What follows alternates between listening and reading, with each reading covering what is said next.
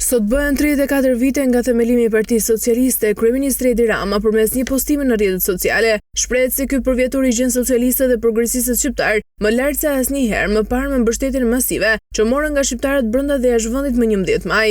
Mirëmëngjes dhe me këtë simbol të flamurit të socialistëve e progresistëve shqiptar, që në këtë 34 vjetor të valvitis së tij është ngjitur më lart se asnjëherë, fal 856.177 zemrave, të cilat u bën bashkë për Shqipërinë në 2030 në BE.